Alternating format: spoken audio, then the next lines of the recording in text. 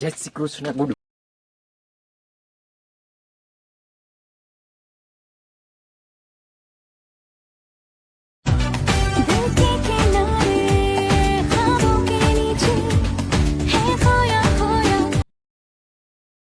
જય Shri Krishna. Good morning. તો આજે જવાનું છે ગાયો ભેંસો ચરાવવા. આજે રીડ નથી કરવાનું, રજા છે. તો આપણે જવાનું છે ગાયો ભેંસો ચરાવવા. ઓનલાઈન ક્લાસીસ જોઈ લેવાના. તો આજે તમને બધે વનવગડાનો સીન દેખાડીશ. કેટલા વાગ્યા? 8:14. 8:14 બ્લોક સ્ટાર્ટ કર્યો છે. હવે નીચે જઈને ભેંસું છોડી લઈ. ઓકે.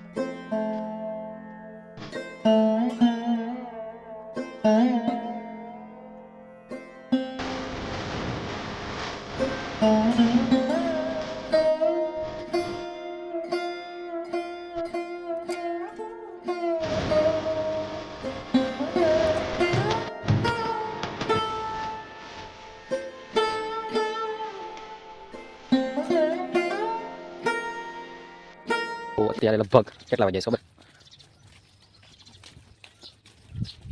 એક મિનિટ.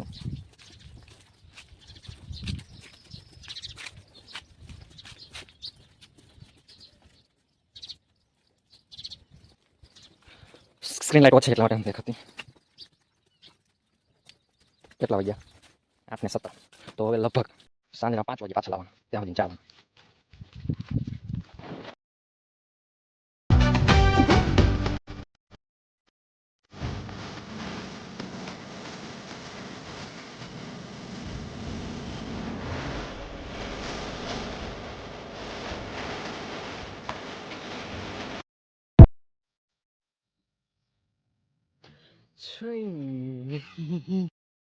પણ આપણે ક્યાં ફરવા આવ્યા ખબર?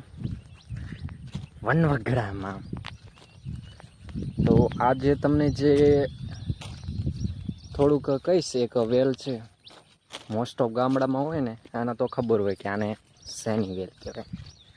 અને આને તો તમે જાણતા થઈશું. ધીસ इज गोंडा बावर.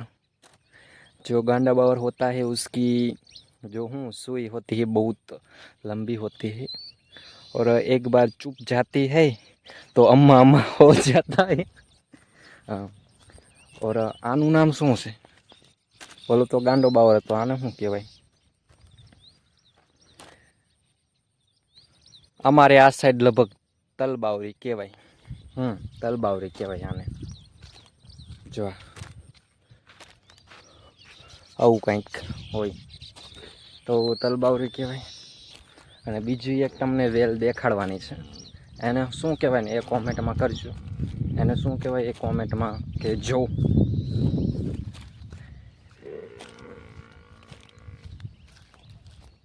હું દેખાડું, કારણ કે અલગ અલગ પ્રકારના કેટલાય તમે જે જોયું ન હોય ને એવું હોય જંગલમાં. આને કહેવાય થોર. આને જ બધા જાણતા જ હોય. જો એક આને શું કહેવાય? આને કોમેન્ટમાં મોસ્ટ ઓફ લખજો આને શું કહેવાય. આવા કંઈક ફળ આવે આમાં.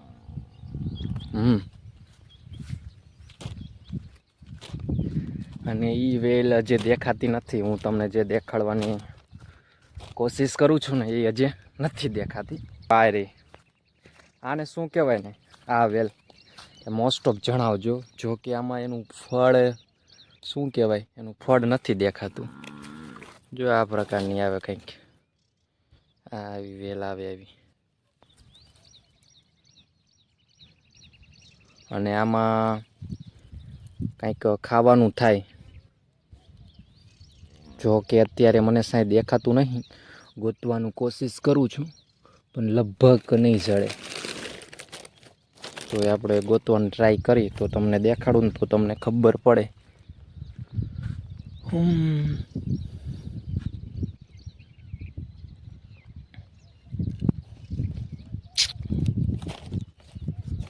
નહીં જડે મિત્રો, કહું ને તો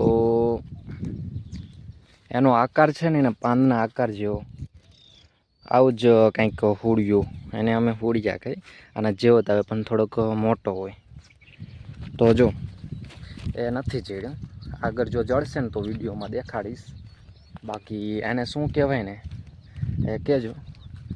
જોકે ફળનું નામ તો કહી દીધું, તમે ફળ કયો શું કયો મને નથી ખબર, ફળમાં ગણાય કહો કેમાં ગણાય, બટ તોય જણાવજો ને.